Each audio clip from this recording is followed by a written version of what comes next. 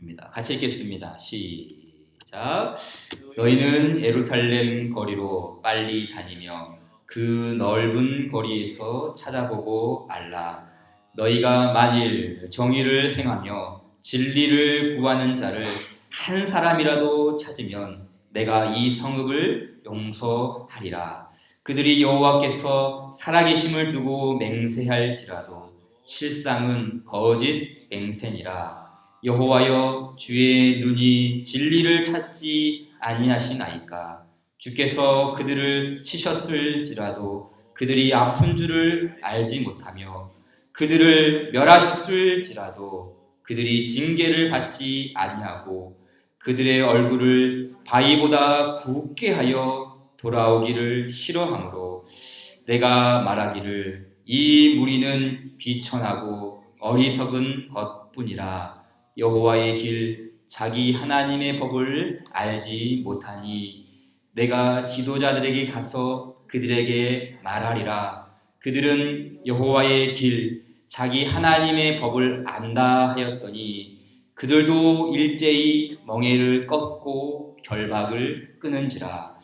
그러므로 숲풀에서 나오는 사자가 그들을 죽이며 사막의 이리가 그들을 멸하며 표범이 성읍들을 엿본즉 그리로 나오는 자마다 찢기리니 이는 그들의 허물이 많고 반역이 심함이니이다. 내가 어찌 너를 용서하겠느냐? 내 자녀가 나를 버리고 신이 아닌 것들로 맹세하였으며 내가 그들을 배불리 먹인즉 그들이 간음하며 창기의 집에 허다히 모이며 그들은 두루 다니는 살찐 수말같이 각기 이웃의 아내를 따르며 소리 지르는도다. 여호와의 말씀이니라. 내가 어찌 이 일들에 대하여 벌하지 아니하겠으며 내 마음이 이런 나라에 보복하지 않겠느냐. 아멘. 오늘 PP 본문 말씀이었죠. 지난 주간이죠. 뉴스 일간지를 좀 보는데 그 깊은 바다, 그 심해라고 하죠. 깊은 바다 심해라고 하는데 좀 보니까 거기 잠수부가 인간으로서 아주 최초죠. 그 잠수부가 바닷속 1926m, 그러니까 15km, 약 15km 정도를 이렇게 깊게 내려갔다는 내용을 보게 되었습니다. 그러니까 뉴스의 초점은 아무래도 잠수함이나 어떤 그런 기구를 이용하지 않고 인간 스스로의 힘으로 깊은 바닷속까지 내려갔으니 이거 얼마나 뛰어난 일입니까? 아주 대단한 일이지 않습니까? 그런데 이 뉴스의 초점이 여기에 우리 사람이 최초로 기네스 신기록으로 이렇게 깊게 내려갔습니다. 심해까지 내려가겠습니다. 라고 이 뉴스의 초점이 맞춰지는 줄 알았는데 그게 아니더라고요. 이 바닷속에 깊이 내려가 보니까 우리가 흔히 아는 그 심해 생물들, 깊은 바다에서만 볼 수 있는 이런 생물들을 보여준과 동시에 또 뭐 보여줬는가? 바로 그 깊은 바닷속에 있는 쓰레기. 그 바닷속에 있는 쓰레기. 학자들마다 의견이 다른데 거의 이 넓은 이 지구의 바다에 약 1억만 톤의 어떤 해양 쓰레기가 있다고 말하지 않습니까? 그런데 저는 좀 의아했어요. 보통 쓰레기들은 이렇게 붕붕 떠다니니까 얕은 바다에나 이렇게 겉표면에 이런 쓰레기들이 있는 줄 알았는데 깊은 바닷속까지 그 1만 900 몇 미터가 되는 그 깊은 바닷속까지 이런 사람이 버린 쓰레기, 사람이 버린 오물, 사람이 버린 플라스틱, 사람이 버린 쇳덩이 이런 고철덩어리가 깊은 바다에도 오염되어 있었다는 것이죠. 참 가장 깨끗할 것 같은 그 심해, 가장 깨끗할 것 같은 그런 깊은 바다도 가장 더러운 곳으로 오염되어 버렸습니다. 여러분, 이것이 비단 바닷속 이야기만일까요? 우리 사람을 보자고요. 우리 인간을 좀 보자고요. 우리 이스라엘 백성들은 어떻게 보면 정말 가장 아름다운 백성들이죠. 하나님께서 선택하시고 하나님께서 언약을 맺으시고 또 그 포로된 애굽 땅에서 건져내어서 약속의 땅에서 가나안 땅에서 살게 하셨습니다. 그러나 그렇게 가장 선할 것 같은 하나님의 백성들, 하나님의 성품을 닮아서 제사장 나라가 되고 온 나라 가운데 그 하나님의 선하심을 보여줘야 할 그 선한 백성들이 가장 부패한 백성이 되고 말았습니다. 머리부터 발끝까지. 겉으로 보이는 행동뿐만 아니라 마음 깊숙한 곳까지 온통 오염되고 말았다는 것이죠. 오늘 본문 말씀이죠. 1절 말씀을 보십시오. 다시 한 번만 같이 읽어볼까요? 시작. 너희는 예루살렘 거리로 빨리 다니며 그 넓은 거리에서 찾아보고 알라. 너희가 만일 정의를 행하며 진리를 구하는 자를 한 사람이라도 찾으면 내가 이 성읍을 용서하리라. 한 사람이면 한 사람. 하나님은 한 사람을 찾고 있습니다. 이 말은 정의를 행하고 진리를 구하는 자가 그 약속의 땅에, 그 언약의 땅에 한 사람도 없다는 뜻이 아니겠습니까? 마치 그 넓은 바다가 겉표면은 좀 오염됐을지라도 깊은 바닷속은 오염 안 됐겠지라고 했는데 사실은 들어가 보니 실상은 다 오염됐듯이 이스라엘 전체에, 예루살렘 거리 전체가 죄와 허물로 오염되고 말았다는 것입니다. 로마서 3장 말씀이 떠오르지 않습니까? 의인은 없나니 한 사람도 없다. 깨닫는 자도 없고 하나님을 찾는 자도 없다. 동일한 말씀이지 않습니까? 또 보면 에레미야 들어와서 5절 말씀도 보십시오. 어떤 말씀이 있습니까? 5절 제가 읽겠습니다. 내가 지도자들에게 가서 그들에게 말하리라. 그들은 여호와의 길, 자기 하나님의 법을 안다 하였더니 그들도 일제히 멍에를 꺾고 결박을 끊은지라 라고 했어요. 에레미야 선지자가 누구에게 갔습니까? 지도자에게 갔어요. 지도자. 백성들의 머리입니다. 그나마 하나님의 말씀을 잘 알고 있을 거야. 저 사람들은 하나님의 뜻을 깨닫고 있을 거야. 주께서 원하시는 것이 뭔지 잘 알 거야. 그리고 그 여호와의 법을 따라 살고 있을 거야 라고 생각했습니다. 그러나 웬걸요? 오히려 더 심각합니다. 일제히 멍에를 꺾고 결박을 끊었다고 합니다. 그러니까 지도자들이나 종교 원로들이나 일반 백성들이나 모든 이스라엘 백성들 깊은 바닷속까지 이렇게 오염됐듯이 온 나라가 죄와 허물로 덮어버린 것이죠. 특별히 5절 말씀에 그들이 멍에를 꺾었다 해서 멍에를 꺾었다. 또 결박을 끊어버렸다라고 했습니다. 이게 무슨 말입니까? 하나님께서 그 씌워준 멍에, 하나님께서 씌워준 그 하나님과의 관계의 멍에가 있는데 그 관계의 멍에를 꺾어버렸다는 거예요. 그 관계의 결박을 끊어버렸다는 것이죠. 즉 순종의 멍에, 하나님을 사랑하는 멍에를 꺾어버린 것입니다. 나중에 보면 또 알겠지만 여러분 이렇게 하나님의 멍에를 꺾어버린 것이 이스라엘 백성들에게 이득이 되었을까요? 우리가 그 멍에 그러면은 조금 뭐 이렇게 반가운 느낌보다는 좀 좋지 않은 좀 부정적인 느낌이 오지 않습니까? 멍에 그러면 굴레, 억압을 씌운다는 어떤 그런 의미가 있지 않습니까? 이 멍에라는 것 자체에. 쉽게 말해 내가 하나님의 멍에를 쓰지 않고 꺾어버리면 나 이제 자유야. 나 이제 뭔가 좀 자유롭게 살 수 있어 라고 생각할 수가 있겠죠. 어떻게 보면 내가 멍에를 꺾음으로써 나는 이제부터 조금 더 이렇게 좀 편안하게 살 거야 라고 생각할 수가 있습니다. 그러나 하나님의 멍에를 꺾음으로써 그들은 더 심각한 멍에를 쓰게 됩니다. 더 무거운 멍에를 쓰게 돼요. 어떤 멍에를 쓰게 됩니까? 바벨론의 멍에를 쓰게 됩니다. 자, 말씀을 볼까요? 27장 11절 말씀 보십시오. 그러나 그 목으로 바벨론의 왕의 멍에를 메고 그를 섬기는 나라는 내가 그들을 그 땅에 머물러 밭을 갈며 거기서 살게 하리라 하셨다 하라. 여호와의 말씀이라 하시니라. 하나님의 멍에를 벗어버렸더니 어떤 멍에를 쓰게 됐어요?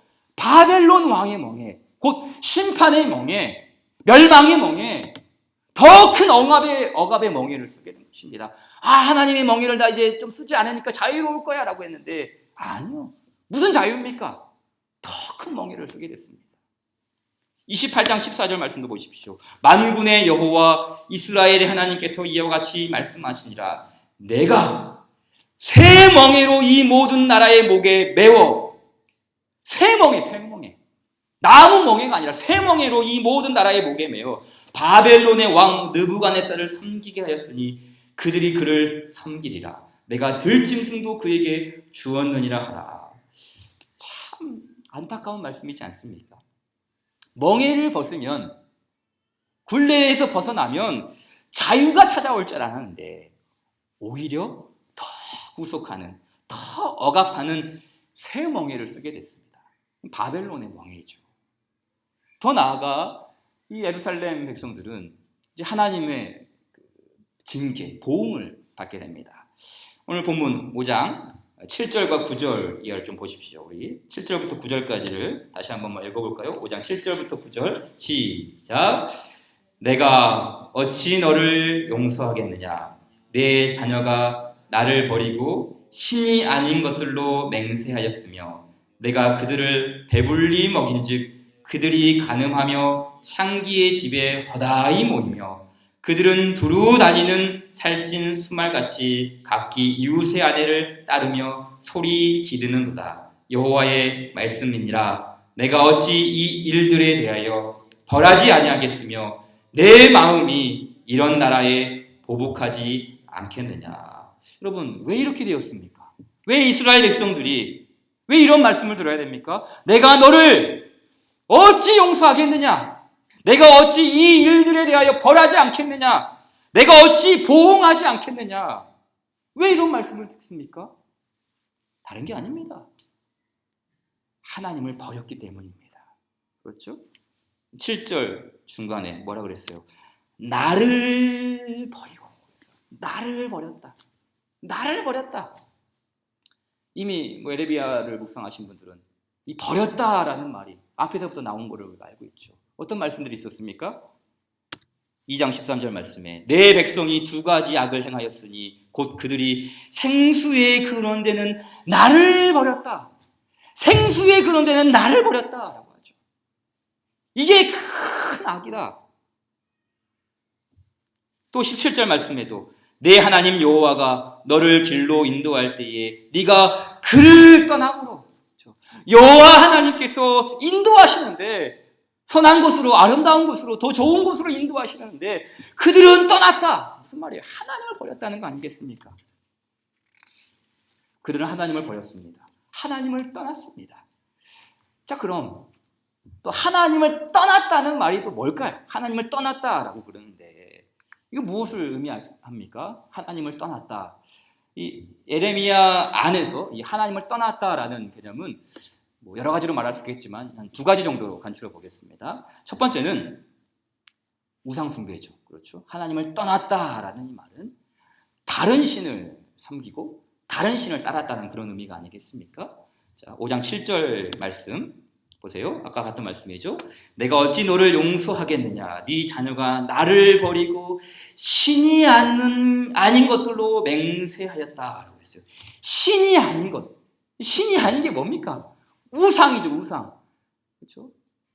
오직 여호와는 유일하신 하나님이다라는 이 말은 그냥 하나님이 참 하나님이고 하나님이 유일하신 신이다라는 이 말인데, 신이 아닌 것들로 맹세하였다는 것은 돌 하나 건져놓고 나무 하나 세워놓고 그들이 우상을 섬겼다는 것이죠. 또 5장 19절 말씀, 이 말씀 우리 읽지 않았으니까 한번 같이 읽어볼까요? 5장 19절 같이 읽겠습니다. 시작. 그들이 만일 이르기를 우리 하나님 여호와께서 어찌하여 이 모든 일을 우리에게 행하셨느냐 하거든 너는 그들에게 이르기를 너희가 여호와를 버리고 너희 땅에서 이방 신들을 섬겼은즉 이와 같이 너희 것이 아닌 땅에서 이방인들을 섬기리라 하라. 그렇죠. 그들은 하나님을 버리고 우상을 받았어요. 우상을 받아들인 거예요. 이 우상이 우리 집을 더 잘 살게 해줄 거야. 우리 가게의 연매출을 더 올려줄 거야. 우리 가정의 1년 소득을 더 풍성하게 해줄 거야. 더 잘 살게 하고, 더 풍요롭게 하고, 더 배부르게 하고, 더 번성하게 하는 이 우상을 믿고 의지한 것입니다. 바로 이 하나님을 떠났다, 하나님을 버렸다라는 이 말 속에 바로 이 우상 섬김이 들어있는 것이죠. 또 하나, 하나님을 버렸다는 의미가 또 어떤 의미가 있겠습니까? 하나님 버렸다는 말은 하나님의 언약을 버렸다는 말입니다. 하나님의 언약, 하나님의 말씀, 하나님과의 약속이죠. 자, 에레미야 22장 9절 말씀이죠. 우리 한번 같이 읽어볼까요? 시작. 그들이 대답하기는 이는 그들이 자기 하나님 여호와의 언약을 버리고 다른 신들에게 절하고 그를 섬긴 까닭이라 하셨다 할지니라. 그렇죠. 여기 이 말씀 속에서는 언약을 버렸다. 하나님을 버린 것 자체를 주의 말씀, 하나님과 맺은 그 언약, 이 언약을 버렸다. 여호와의 언약을 버렸다라고 합니다. 여러분, 언약이 뭡니까? 뭐 여러 가지로 말할 수가 있겠지만 말 그대로 언약이란 약속된 말, 그렇죠? 언약, 약속된 말이 언약입니다.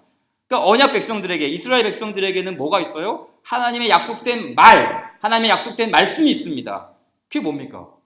십계명을 포함한 율법이죠. 율법, 모세 율법을 말하는 거 아니겠습니까? 언약, 이 언약의 말씀이 있어요. 따라서 언약 백성은 어떤 책임이 있어요? 언약을 이행하는 책임이 있죠. 언약 백성이라는 것은 단순히 넌 내 백성이야, 내가 너 선택했어? 이게 언약 백성이 아니라 이렇게 선택하고 이렇게 불러냈으니 너는 언약을 책임지는 사명이 있어. 이게 언약 백성의 모습이죠. 그런데 언약을 버렸다라고 하는 것은 뭐겠습니까? 그 모세의 모든 율법과 하나님의 이 언약의 말씀을 다 파기해버린 것이죠.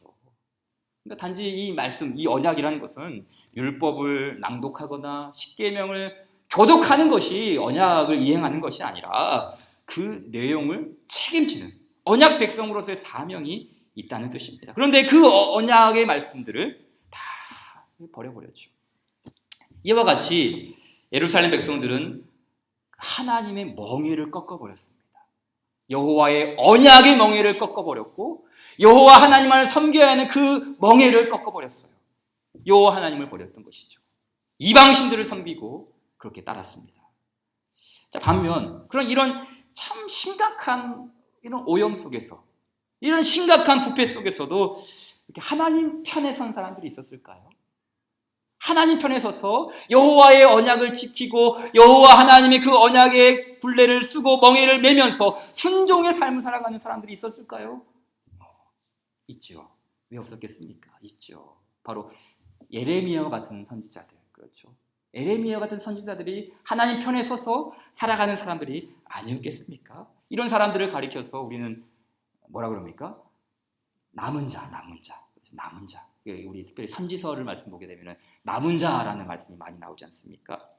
에레미야에도 이런 말씀들이 많이 나오죠. 4장 27절 말씀 보니까 여호와께서 이와 같이 말씀하시길 이 온 땅이 황폐할 것이나 내가 진멸하지는 아니할 것이다. 이 말씀은 뭡니까? 하나님께서 남겨두시는 영역이 있다는 것이죠. 하나님께서 남겨두시는 땅이 있고 하나님께서 남겨두시는 사람이 있다는 것이죠. 우리가 이제 읽진 않았지만 바로 5장 10절 말씀 보게 되면은 어떤 말씀이 있습니까? 너희는 그 성벽에 올라가 무너뜨리되 다 무너뜨리지를 말라. 다 무너뜨리지를 말라. 뭡니까? 역시 남아있는 것이죠. 남겨두신 어떤 하나님의 사람들이 있다는 그런 반증이 아니겠습니까? 하나님께서 남겨두신 은혜, 모두가 부패하고 모두가 황폐하고 모두가 다 이렇게 오염되는 그런 상황 속에서도 하나님께서 남겨두신 신락 같은 그 은혜, 아주 간절하게 이렇게 하나님께서 남겨두신 은혜가 있다는 뜻이죠. 이미 남유다뿐만 아니라 이제 그 북이스라엘이죠. 북이스라엘인 엘리야 시대에도 이런 경우가 있지 않았습니까? 엘리야 선지자가 어떻게 했습니까? 하나님, 이 악한 시대에 나만 홀로 남았습니다. 저밖에 없습니다. 한탄하면서 하나님께 호소하지 않습니까? 그때 하나님께서 엘리야 선지자에게 했던 말이 뭡니까? 우리 말씀 같이 한번 읽어볼까요? 시작. 그러나 내가 이스라엘 가운데에 7,000명을 남기리니 다 바알에게 무릎을 꿇지 아니하고 다 바알에게 입맞추지 아니한 자냐. 그렇죠. 하나님의 강조가 뭡니까? 다가 아니다. 인간의 눈으로 보기에는 뭔가 다 그렇게 부패하고 다 오염되고 다 멸망한 것 같지만 아니다. 내가 남겨둔 백성들이 있다. 내가 남겨둔 은혜의 사람들이 있다. 여전히 여호와 하나님을 떠나고 여호와 하나님을 배반하고 여호와 하나님을 떠나서 살아가는 사람도 있지만 주님 편에 서서 그렇게 살아가는 사람들이 남아있다. 그것을 지금 이야기하고 있는 거 아니겠습니까? 그럼 보십시오. 세상은 악합니다. 항상 악해왔어요. 이 시대뿐만이 아니라 과거에도 2000년 전에도 3000년 전에도 항상 악해왔습니다. 언제나 악이 가득합니다. 그러나 그 가운데서도 하나님이 남겨두신 사람들이 있어요. 역사가 진행되어 오면서까지 이렇게 하나님께서 악하고 진멸 가운데 넘어갈 수밖에 없는 그런 상황 속에서도 하나님께서 오래 참으시고 그 은혜를 베풀어 주시는 이유는 다른 게 아닙니다. 여전히 그런 악함 속에서도 하나님의 편에 선 사람들이 있다는 사실이죠. 여러분, 저는 오늘 이 주님 편에 선 사람들, 이 악한 상황 속에서도 주님 편에 선 이런 사람들과 관련하여서 두 가지 정도로 간략하게 말씀을 드리도록 하겠습니다. 자, 첫째는 이 주님 편에 선 사람들은 진리를 찾는 사람들이라는 사실을 기억할 필요가 있어요. 주님 편에 선 사람들은 어떤 사람들인가? 바로 진리를 추구하는 사람들이다라는 말씀이죠. 오늘 본문 5장 3절 말씀 보게 되면은 이런 말씀이 있죠. 여호와여, 주의 눈이 진리를 찾지 아니하시나이까라고 했어요. 여호와여, 주의 눈이 진리를 찾지 아니하시나이까라고 했죠. 이 말씀 뭡니까? 여러분, 하나님이 진리이신데 어떤 뭐 세상의 어떤 철학적인 진리를 찾는다는 그런 말이겠습니까? 그런 말이 아니죠. 이 말은 어떤 뜻이죠? 진리로 살아가는 사람들, 그렇죠. 진리 안에 행하는 사람들, 그런 의미가 아니겠습니까? 자, 그럼 또 여기서 말하는 또 진리는 뭔가? 물론 우리가 쉽게 하나님 말씀이겠지 뭐 이렇게 생각할 수도 있겠지만 사실은 이 진리라는 것은 어떤 그 내용보다는 삶을 의미합니다. 쉽게 말해 책으로 비유하자면 어떤 그 책의 내용이 아니라 그 책의 내용을 알고 책의 내용을 정보로 입력하는 것이 아니라 그 책을 적용하는 사람, 그 책의 내용을 살아내는 어떤 그런 이미지를 말하는 것이죠. 그래서 이 진리를 찾는다는 것은 쉽게 말하면 하나님께서는 신실한 사람을 찾고 있다라는 그런 의미로 바꿀 수가 있어요. 그러니까 여호와의 눈이 진리를 찾는다는 말은 이 세상 속에서 신실하게 살아가는 사람들, 그렇죠. 이 세상 속에서 여호와의 멍에를 메고 신실하게 살아가는 사람들을 찾고 있다라는 그런 의미죠. 그래서 이 호세아서 말씀 보게 되면은 이런 말씀이 있습니다. 같이 한번 읽어볼까요? 시작. 진실함으로 내게 장가 들리니 네가 여호와를 알리라 그랬어요. 하나님께서 그 이스라엘 백성들을 향해서 참으로 패역하고 부패한 그 이스라엘 향해서 내가 진실함으로 네게 장가 들리니 네가 여호와를 알리라. 하나님의 백성들과 하나님께서 결혼을 비유로 해서 이렇게 말씀드리시는데 내가 너에게 장가가겠다. 하나님은 신랑이요 이스라엘 백성들은 신부가 되어서 결혼의 비유로 이야기하는데 앞에 수식어로 붙었죠. 내가 너에게 장가갈 거야 라고 하지 않고 바로 그 앞에다가 진실함으로 네게 장가들겠다라고 했어요. 이게 무슨 말입니까? 이 진실하다는 말이 아까 우리 에레미야에서 봤던 여호와의 눈은 진리를 찾는다. 그 진리라는 말이 바로 이 진실함이라는 말인데 여러분, 하나님께서 진실함으로 네게 장가들겠다라는 말은 뭡니까? 하나님께서 이 이스라엘 백성들을 신실하게 사랑하시겠다는 뜻이에요. 그냥 이 사람들이 토라지고 다른 것들과 행음하고 다른 것들로부터 돌아서고 그럴지라도 인간은 그럴지라도 이스라엘 백성 너는 그럴지라도 나는 진실함으로 너를 대해주겠다. 나는 성실함으로 너를 대해주겠다. 그러니까 이 여호와 하나님의 성실하심, 여호와 하나님의 이 신실하심이 바로 주의 백성들을 향하고 있는 것이죠. 아무리 이스라엘 백성들이 타락하고 돌아서고 배도해도 하나님의 신실함은 꺼지지 않는다는 뜻입니다. 오히려 그 불붙는 사랑이랄까요? 불붙는 사랑, 불이 꺼지지 않는 거예요. 꺼지지 않는 거예요. 진실함으로, 꺼지지 않는 불꽃 같은 사랑으로 그들을 선대하시고 여호와 하나님께서 진실함으로 장가든다. 바로 이런 말씀, 이스라엘을 향한 신실함으로 주께서 손을 내미신 것이죠. 또 시편 말씀에 바로 이 진실함, 그 진리에 대한 말씀이 다음과 같이 나옵니다. 같이 한번 읽어볼까요? 시작. 여호와는 선하시니 그의 인자하심이 영원하고 그의 성실하심이 대대에 이르리로다. 그렇죠. 이 성실하심이 아까 말한 진리 그리고 진실함, 성실함도 같은 말이에요. 그러니까 여호와의 성실하심이 대대에 이르리로다. 이 뭐예요? 변하지 않는다는 것이죠. 인간은 변하고 인간은 무너지고 인간은 부패하고 인간은 오염되고 자꾸 더러운 것들을 행하지만 우리를 향하신 여호와의 그 진실하심이 대대에 이르리로다. 변하지 않는 사랑을 의미하는 것이죠.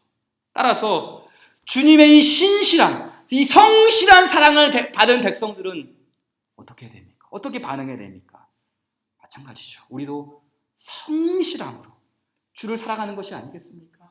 우리도 진실함으로 주님을 따라가는 것 아니겠어요? 그래서 여호와 하나님께서 주의 눈이 진리를 찾지 아니하시나이까 라는 이 말은 바로 그 주님의 성실한 은혜를 받은 백성들이 이제 그 사랑을 알고 깨달아서 이제 그 주님의 성실하심에 반응하는 것, 그 주님의 신실하심에 우리도 신실하게 살겠습니다. 이 반응하는 사람들을 찾고 있다.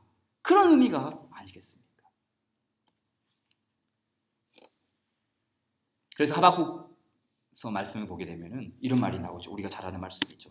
보라, 그의 마음은 교만하며 그 속에서 정직하지 못하나 의인은 그의 믿음으로 말미암아 살리라 그랬어요.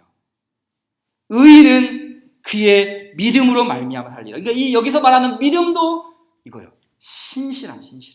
그러니까 우리가 믿음, 나는 하나님을 믿습니다. 나는 예수님을 믿습니다. 지적으로 동의하는 그 믿음으로 사는 것이 아니라, 그건 이제 신약의 로마서의 배경이라면 이 선지서의 배경에서는 믿음으로 산다라는 것 자체가 성실하신 은혜에 반응하여서 우리도 믿음으로 성실한 사랑으로 주님을 바라보면서 살아가겠습니다. 라는 이 말씀이죠. 이 말씀. 그러니까 이 하박국서의 말씀은 포로 전이잖아. 포로 전에, 포로가 되기 이전에 주었던 말씀이에요. 그래서 포로가 되기 이전에 하박국 선지자가 주의 말씀을 전했죠. 너희가 멸망하지 않기 위해서는, 너희가 무너지지 않기 위해서는, 너희가 다시 주님 앞에 나아가기 위해서는 이 성실함을 회복해야 된다. 이 신실함이 너희 가운데 회복되어야 된다. 믿음으로 산다는 것이 무엇이냐? 바로 이 신실함으로 너희가 살아야 된다. 그 마지막 멸망의 때에, 그 멸망하기 직전에 주신 말씀이 아니겠어요? 여호와 하나님의 신실하심을 받아 동일한 신실함으로 살아가는 것. 여호와의 눈은 진리를 찾는 자들을 찾고 있다. 그 말씀 속에서 바로 우리가 이 말씀, 이 교훈을 받을 수 있는 것이죠. 또 하나 우리가 기억해야 할 것이 무엇입니까? 바로 이와 같은 신실함, 여호와 하나님께서 찾으시는 이 신실하심이 회복될 때, 우리에게 이 은혜가 회복될 때 진정한 회복이 이루어진다는 사실이에요. 항상 선지서의 말씀은 두 가지죠. 심판과 회복. 동전의 양면이에요. 심판이 있고 동시에 회복이 항상 약속이 됩니다. 그러나 그냥 회복시킵니까? 하나님께서 회복시키시려면 왜 심판하시겠어요? 심판과 회복이 동전의 양면인 이유는 그냥 한번 했다가 어쩔 수 없으니까 회복시켜줘야지 이런 의도가 아니에요. 하나님께서 이 심판을 통해서 이스라엘 백성들을 더욱더 정화시키고 더욱더 새롭게 하고 더욱더 온전한 삶으로 회복시키기 위해서 심판과 회복이라는 두 가지 이 동전의 양면을 보여주십니다. 자, 이 이스라엘 백성들 앞에서 제가 언급했죠. 하나님의 멍에를 끊어버렸다고 했어요. 그래서 하나님의 멍에를 벗어버리자 더 큰 멍에, 더 무거운 멍에, 바벨론의 멍에를 매게 됐습니다. 그런데 하나님은 그 멍에를 벗기십니다. 하나님께서 씌운 그 바벨론의 멍에를 하나님께서 벗겨주세요. 자, 말씀 읽어볼까요? 시작. 내가 또 유다의 왕 여호야김의 아들 여고니아와 바벨론으로 간 유다 모든 포로를 다시 이곳으로 돌아오게 하리니 이는 내가 바벨론의 왕의 멍에를 꺾을 것입니다. 여호와의 말씀이니라 하니라. 아멘. 그렇죠. 이 말씀 보세요. 내가 바벨론의 왕의 멍에를 꺾을 것입니다. 하나님께서 씌워줬던 그 멍에, 하나님께서 씌워줬던 그 심판의 멍에를 하나님께서 다시 꺾어 버리시는 것이죠. 하나님께서 그 멍에를 벗기십니다. 또 예레미야 30장 8절 말씀 다 함께 한 번 더 읽을까요? 시작. 만군의 여호와의 말씀이라. 그 날에 내가 네 목에서 그 멍에를 꺾어버리며 내 포박을 끊으리니 다시는 이방인을 섬기지 않으리라 합니다. 하나님께서 멍에를 꺾어버린다. 포박을 끊어버린다. 다시는 이방인을 섬기지 않는다라고 합니다. 보십시오. 여러분, 여호와의 신실하심이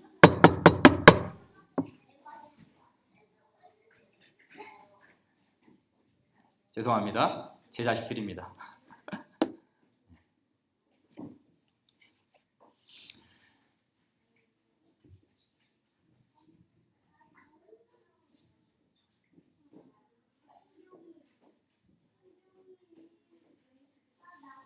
네, 고맙습니다. 그럼 이 말씀들 좀 보십시오. 여호와의 신실하심 바뀌었습니까?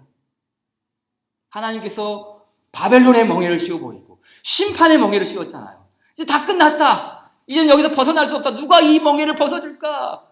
그 생각하지 않았겠습니까? 그런데 아무도 벗겨줄 수 없는 그 멍에를 하나님이 벗겨주세요. 여러분, 이게 뭡니까? 성실하심, 하나님의 신실하심. 인간은 변하고 인간은 넘어지고 인간은 그걸 쓸 수밖에 없지만 하나님이 내가 네 목에서 그 멍에를 꺾어버리겠다 하지 않습니까? 그러니까 여러분, 지난 시간에 봤잖아요. 하나님께서 주시는 그 은혜의 동의어는 다시. 그래서 하나님께서 그랬잖아요. 내가 다시 이곳으로 돌아오게 하겠다. 다시. 하나님께서 바벨론 왕의 멍에를 다시 꺾어버리는 것이죠. 다시의 은혜를 주시는 것, 다시 회복되는 그 은혜를 주시는 것 아니겠습니까? 다시 이곳으로 돌아오게 하고 다시는 이방신을 섬기지 않게 하는, 이방인의 그 앞지 안에 살게 하지 않는 그 은혜를 여호와의 신실하심 속에서 이루어 주시는 것이죠. 더 있습니다. 더 있죠. 뭐가 있습니까? 앞에서는 하나님께서 이런 말씀하셨죠. 내가 어찌 너를 용서하겠느냐? 내가 어찌 너에게 보응하지 않겠느냐? 내가 어찌 너의 그 잘못을 내가 감옥하고 있겠느냐? 그래서 하나님께서 징계하셨어요. 그러나 그 징계 속에서도 하나님의 신실하심은 꺼지지 않습니다. 아까 말했잖아요. 시편 말씀에 여호와의 성실하심은 대대에 이르리로다라는 그 말씀 속에서 바로 이 성실하심 그대로 이어지죠. 에레미야 말씀 보십시오. 31장 34절 말씀에 그들이 다시는 각기 이웃과 형제를 가리켜 이르기를 너는 여호와를 알라 하지 아니하리니 이는 작은 자로부터 큰 자까지 다 나를 알기 때문이라. 그 다음 말씀 보십시오. 내가 그들의 악행을 사하겠다는 거예요. 앞에서는 내가 어찌 너의 그 악행을 잠잠히 두겠느냐, 내가 어찌 너를 용서하겠느냐 그랬는데 상의 하나님, 내가 너의 악행을 사하겠다. 하나님 변심입니까? 하나님의 이거 금방 갔다가 금방 토라져 버리는 그런 마음입니까? 이거 아니죠. 원래 하나님 본심이죠. 하나님의 본심. 자기 백성들을 오래 참으시는 하나님의 본질적인 그런 마음이 아니겠습니까? 또 그 밑에 있는 말씀도 보십시오. 우리 에레미야 50장 20절 말씀 같이 읽겠습니다. 시작. 여호와의 말씀이니라. 그날 그때에는 이스라엘의 죄악을 찾을지라도 없겠고 유다의 죄를 찾을지라도 찾아내지 못하리니 이는 내가 남긴 자를 용서할 것입니다. 아멘. 여러분, 이스라엘의 죄악을 찾을지라도 죄가 없겠대요. 유다의 죄를 찾을지라도 찾아내지 못하겠대요. 여러분, 이게 가능합니까?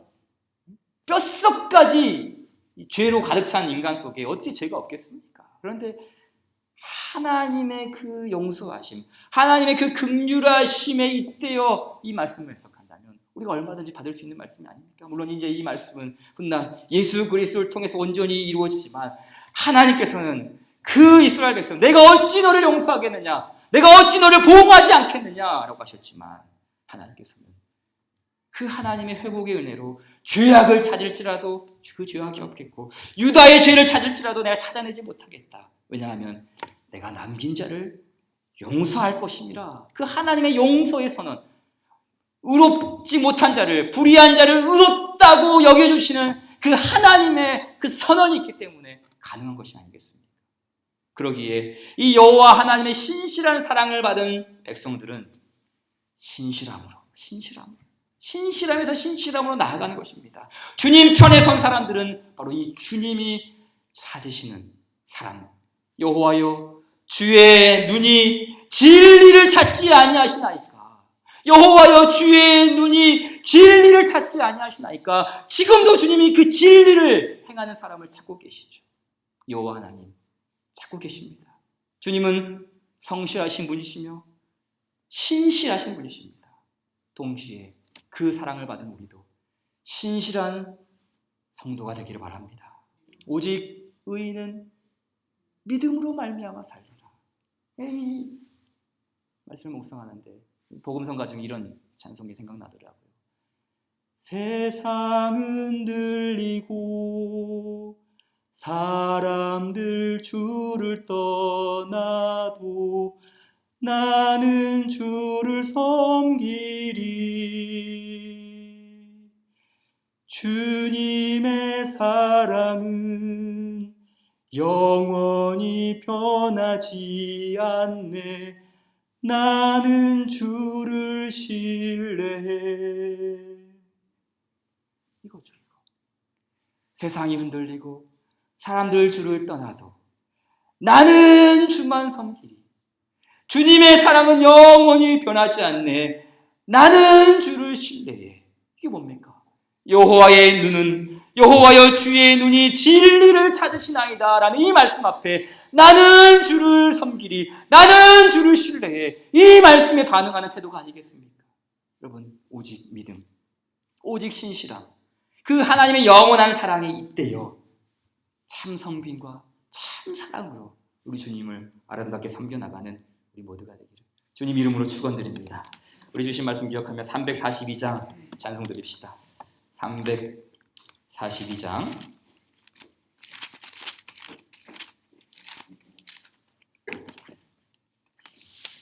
너 시험을 당해 죄짓지 말고 너 용기를 다해 곧 물리쳐라. 주 예수를 믿어 늘 승리하라. 신실한 믿음, 신실한 신앙으로 승리하는 우리가 되기를 다짐하면서 이 찬양 함께 고백합시다. 342장입니다.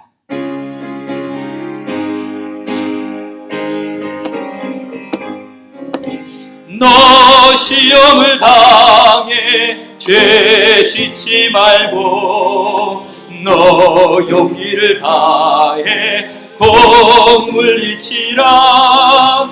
너 시험을 이겨 새 힘을 얻고 주 예수를 빌라 늘 승리하라. 우리 구주의 힘과 그의 위로를 빌라. 주님 내 편에 서서 항상 도우시니 내 친구를 삼가 잘 선택하고 너 언행을 삼가 늘 조심하라. 너 열심을 다해 늘 충성하고 온 정성을 다해 주 봉사하라. 우리 구주의 힘과 그의 위로를 빌라. 주님 내 편에 서서 항상 도우시리. 잘 이기는 자는 상 받으리니 너 낙심치 말고 늘 전진하라. 내 구세주 예수 힘 주시리니 주 예수를 믿어 늘 승리하라.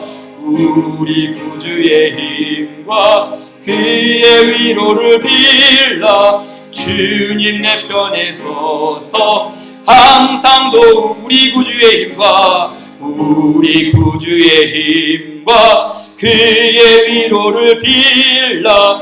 주님 내 편에 서서 항상 도우시리. 기도합시다. 주님 네 편에 서서 항상 도우시리. 주님이 우리 편이십니다. 주님이 우리 편이 되어주신다고 약속하셨습니다. 그러니 우리도 주님 편에 서서 신실하게 살게 하여 주시옵소서. 굳은 신앙과 늘 승리하는 성도로 서게 하여 주시옵소서. 우리 기도하고 자유롭게 돌아가겠습니다. 기도합시다. 아버지 하나님, 주님의 위로하심과 주님의 그 힘을 우리 주님께 간구합나이다.